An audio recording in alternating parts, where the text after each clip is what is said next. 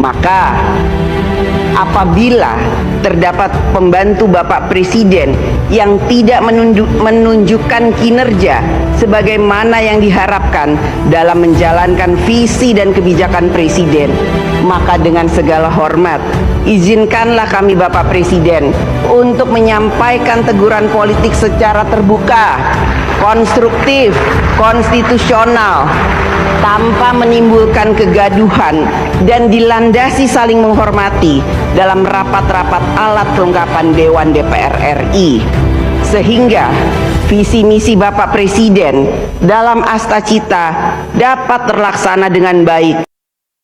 Saya mohon izin pamit, mohon maaf jika ada yang salah dari saya selama ini. Teman-teman media, selamat sore.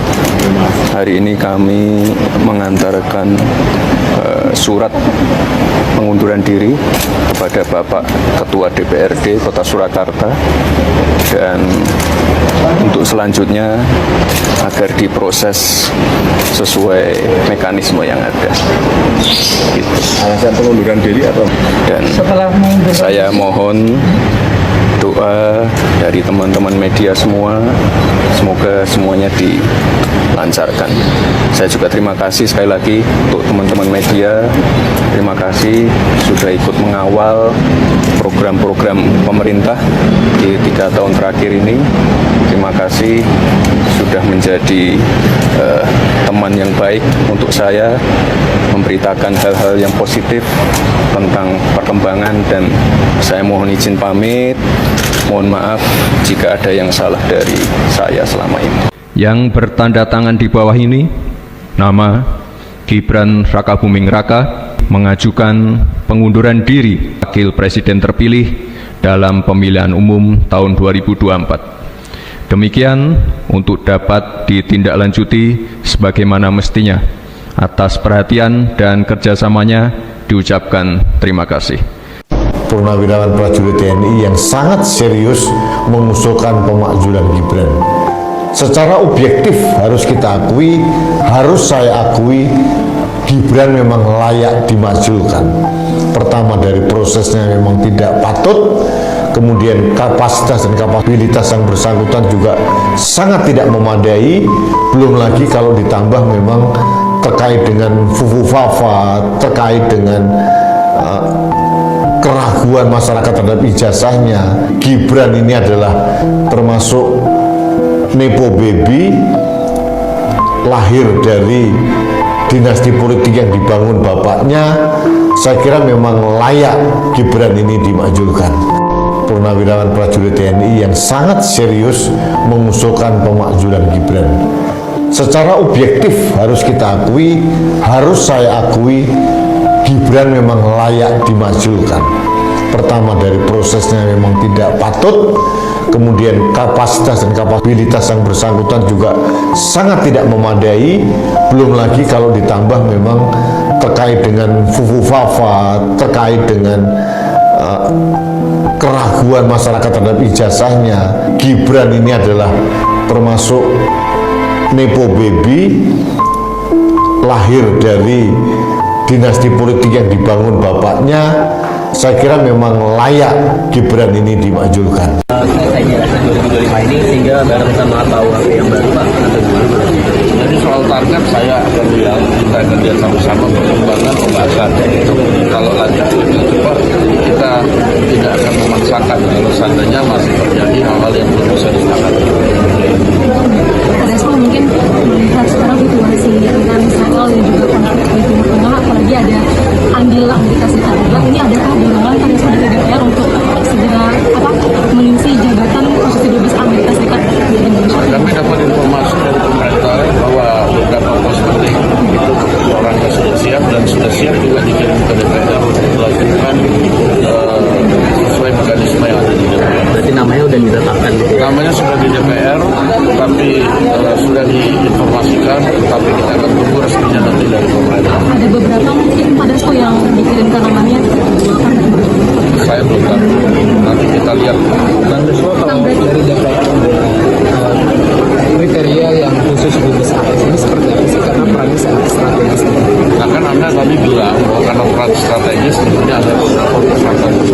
baik yang nanti akan disampaikan oleh Komisi 1 pada saat fit and proper. Ini dalam waktu dekat atau minggu depan atau kalau Saya belum tahu karena besok kami baru akan rapid dan bagus setelah masa sidang itu dimulai. Demikian. Legislasi lagi itu soal perampasan aset lagi-lagi nanti juga katanya setelah UHAP selesai bakal berlalu. Iya betul begitu karena aspek-aspek perampasan aset itu kan ada di Undang-Undang Tipikor, TPP, ada di KUHP, ada di KUHAP, sehingga kemudian setelah selesai semua kita akan ambil dari situ bagaimana kemudian satu undang-undang yang menyangkut aset itu bisa dikompilasi dan kemudian bisa berjalan dengan baik. Termasuk akan merevisi prolegnas yang jangka panjang ke prioritas yang perampasan aset. Kita nanti belum tahu, kita nanti ada masukan dari komisi terkait. Demikian. soal pendataan dan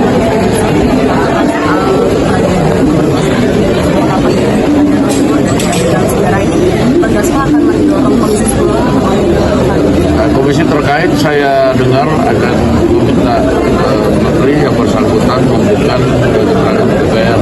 Saya pikir itu bagus untuk mengkelirkan hal-hal yang kemudian menjadi polemik masyarakat. Sebenarnya ada catatan nggak sih Pak Dasko dari Saya rasa cukup ya. Cukup. Oke.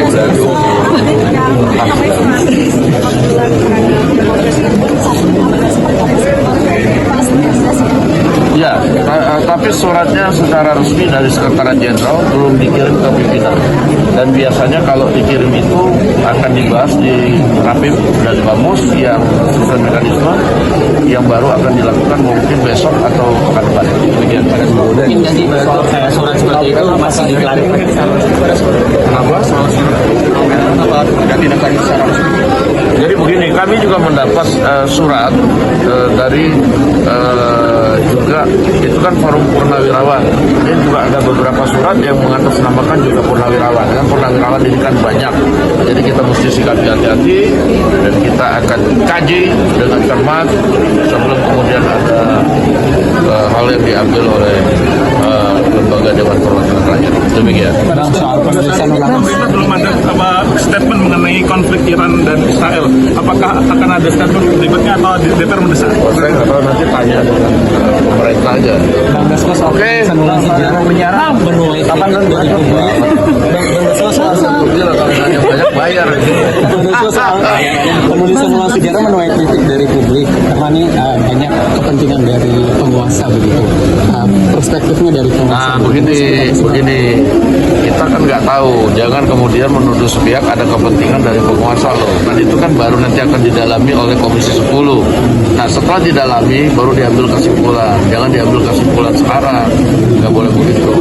Dari mana? Jadi tidak akan membuka maksudnya. Iya, karena dia udah ambil kesimpulan sendiri, nggak boleh dong gitu loh. Pak Dasko yang tadi dibesar itu kira-kira ada nama saudara Nggak boleh lah. Dikit tapi terkenal orangnya. Iya, Nggak tahu terkenal. Halo teman-teman semua, selamat datang kembali di channel Payung Politik, tempat kita mengulas, mengupas, dan membedah panggung politik tanah air dengan kacamata yang kritis, rasional, dan tetap menjaga akal sehat. Pada kesempatan kali ini, kita bakal membahas sebuah isu yang sedang menyita perhatian publik luas. Isu ini bukan sekedar panggung drama politik biasa, melainkan menyangkut aspek hukum, etika, dan keabsahan seorang pejabat publik setingkat wakil presiden. Kita bicara mengenai gugatan keabsahan ijazah serta dinamikan persidangan yang belakangan ini mengundang perdebatan sengit di tengah masyarakat. Mari kita cermati fakta-fakta yang berkembang di persidangan. Bagaimana ramai diberitakan Kejaksaan Agung melalui Kejaksaan Agung Muda, Perdata, dan Tuntutan Tata Usaha Negara mengonfirmasi telah menerima surat kuasa khusus untuk mendampingi Wakil Presiden Gibran Rakabuming Raka. Pendamping hukum ini diberikan oleh tim jaksa pengacara negara dalam menghadapi gugatan perdata terkait keabsahan kualifikasi pendidikan atau ijazah yang dilayangkan oleh seorang warga negara. Namun, di dalam persidangan di Pengadilan Negeri Jakarta Pusat, muncul penolakan keras dari pihak penggugat. Penggugat merasa keberatan karena sejak awal gugatan tersebut dialamatkan kepada pribadi Gibran, bukan lembaga. Pertanyaan kritis pun muncul dari publik. Apakah tepat fasilitas negara atau jaksa pengacara negara digunakan untuk menangani gugatan yang sifatnya personal atau berakar dari syarat administrasi perorangan? Dampak dari dinamika keberatan tersebut, majelis hakim akhirnya memutuskan untuk menunda jalannya persidangan demi memeriksa lebih lanjut legalitas dan mekanisme perwakilan hukum ini. Gugatan ini sendiri tidak main-main karena selain menuntut ganti rugi, pihak penggugat juga meminta ketegasan terkait pemenuhan syarat-syarat administratif pencalonan. Di luar ranah hukum formal, isu ini menggelinding menjadi bola liar di ranah politik. Berbagai kalangan mulai dari pengamat hukum, akademisi, hingga purnawirawan turun menyuarakan keprihatinan. Ada beberapa poin mendasar yang menjadi sorotan dalam cuplikan video ini. Yang pertama, ketika tata kelola hukum. Ketika hukum mulai dipandang tebang pilih atau terkesan fleksibel bagi pemegang kekuasaan, kebiasaan seperti ini berpotensi mengikis kepercayaan masyarakat terhadap institusi peradilan.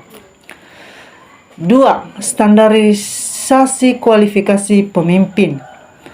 Persyaratan administrasi seperti syarat ijazah atau kualifikasi pendidikan bukanlah hal sepele. Ini adalah syarat dasar konstitusional agar seorang pemimpin memiliki kredibilitas penuh saat menjalankan roda pemerintahan. Ketiga, sentimen publik dan nepotisme. Publik kembali menyoroti isu politik dinasti dan julukan-julukan yang disematkan warganet.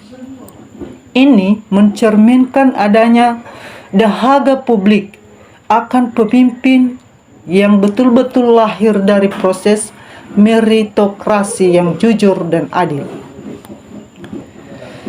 Jika kita membaca ribuan komentar dan reaksi masyarakat di berbagai platform, kita bisa melihat pola kekecewaan yang makin membesar. Banyak warga awam yang merindukan penegakan keadilan tanpa pandang bulu. Masyarakat penuh agar setiap polemik baik soal bansos, etika politik hingga keabsahan dokumen pribadi pejabat dibuka secara transparan dan diuji secara objektif. Negara hukum yang sehat adalah negara yang tidak menutup-nutupi keraguan publik, melainkan membuktikannya secara terbuka melalui proses hukum yang bersih.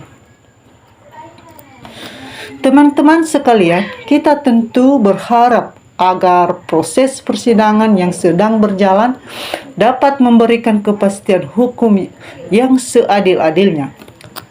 Siapapun yang bersalah harus bertanggung jawab, dan siapapun yang berada di pihak yang benar harus mendapatkan keadilan tanpa intervensi kekuasaan. Bagaimana pemandangan teman-teman mengenai polemik ini? Apakah keterlibatan jaksa pengacara negara sudah sesuai atau justru perlu dievaluasi kembali demi menjaga independensi hukum? Mari kita diskusikan secara bijak di kolom komentar di bawah. Jangan lupa untuk tekan tombol like, share, dan subscribe channel Payung Politik agar teman-teman tidak ketinggalan analisis dan berita politik terkini dari kami. Ya, seterusnya mari kita membacakan komentar-komentar dari teman-teman kita netizen tentang cuplikan video ini. Girang itu lebih terhormat daripada diturunkan, lebih baik turun sendiri. Dari teman kita Adolf Susadu memberikan komentar, berita yang dikonsumsi masyarakat harus yang benar. Ya, jangan dibingungkan masyarakat.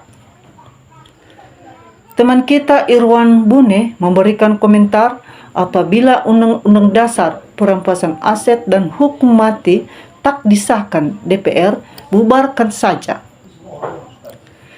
Teman kita Rahayauyu memberikan komentar, nah gitu dong, mengundurkan diri daripada dilengsarkan. Teman kita Iman Maruf memberikan komentar, alhamdulillah ikut senang mendengarnya. Teman kita Christian Sukemi memberikan komentar, ngedebrus, seakan undang-undang perampasan aset koruptor dimiskinkan. Teman kita Udi Suhartomo memberikan komentar, benar atau tidak, masih Gibran semestinya sebagai seorang bapak jangan memanfaatkan anaknya untuk kepentingan pribadinya. Selanjutnya, Opung Pangrindom memberikan komentar, semua ini karena politik busuk dapat diserang koruptor untuk menghambat undang-undang perampasan aset. Para koruptor dan mantan koruptor seperti Purnawirawan hoaxnya ini semua.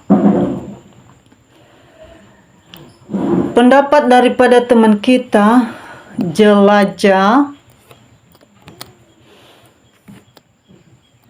Royan Ahmad, mengundurkan diri itu wapres gitu baru benar. Pendapat teman kita Puker Supratman, DPR masih banyak kekurangannya, segera sahkan undang-undang perampasan aset, jangan ditunda-tunda lagi, jangan sibuk kerja lain dulu. Teman kita Alay memberikan komentar, alhamdulillah luar biasa, Anda Gibran semoga sehat walafiat. Teman kita Sweep memberikan komentar, tinggal lagi kasus ijazah Joko semoga diselesaikan. Teman kita Rikwanas memberikan komentar, harus pakai hukuman mati yang koruptor supaya kapok biar tahu rasa. Teman kita Sutrisno memberikan komentar, narkoba itu banyak salahnya, hukum wajib diberantas karena pola pikir yang berat buat stres. Teman kita Kamasudin memberikan komentar, memang lebih baik mundur daripada banyak masalah. Teman kita Arinu Setiawan memberikan komentar, betul, saya ikut sepakat perampasan aset korupsi harus dibasmi di negara NKRI. Teman kita Alia Wifroda memberikan komentar, rakyat sangat mendukung jika Wapres mengundurkan diri. Teman kita Hani Puadiva memberikan komentar, alhamdulillah semoga dapat pengganti yang berbobot dan berkualitas. Teman kita Tubang Gustafariona memberikan komentar, lebih baik kalau ia dimundurkan diri. Kita teruskan, teman kita Tony Nasaban memberikan komentar, mulut DPR RI tidak bisa dipercaya, bohong lebih banyak. Teman kita Taufik memberikan komentar, oke bapak-bapak, aku sangat bangga kalau Wapres mundur. Teman kita Zaina Canigo memberikan komentar, ini BKN, omongan sekarang karena wajahnya tidak terlihat seperti sekarang. Ini iya kayaknya. Saudara kita Sudaryono memberikan komentar, ini pidato Puang pengalihan koruptor yang ada di Indonesia. Teman kita Mustafri Ben Muawli memberikan komentar, kalau benar mundur ya diusut. Teman kita Adi Setiawan memberikan komentar, Mbak Puan Maharani, kami sebagai warga negara Indonesia sangat menghormati. Itu sesuai dengan hati nurani rakyat. Terima kasih.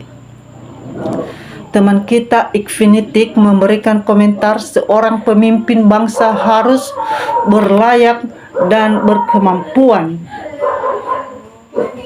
Jika tidak, lebih baik undurkan diri dari jabatan sebagai pemimpin. Teman kita Muhammad Juheni memberikan komentar, lebih cepat lebih baik. Teman kita Notomine memberikan komentar, alhamdulillah Airi sadar mengundurkan diri. Teman kita Ahmad Rais memberikan komentar, baguslah kalau benar mundur, itulah yang ku idamkan akan setiap hari. Teman kita Erna memberikan komentar, semoga Allah membalas semua perbuatan orang-orang yang menjadi biang kerok hancurnya negara ini. Semoga Allah membalas semua orang-orang terlibat di dalamnya, insya Allah. Teman kita Sujani memberikan komentar, ya jelas saja banyak sarjana cerdas dan amanah. Teman kita Muhammad memberikan komentar, suatu tindakan terhormat kalau Gibran mengundurkan diri dari jabatan presiden. Demikianlah teman-teman pendapat-pendapat dari teman-teman kita netizen. Jangan lupa kita terus mengawal demokrasi negara Republik ini, karena dambaan kita kebahagiaan warga negara sepenuhnya adalah tergantung kepada pemimpin yang baik dan benar. Salam NKRI, harga mati.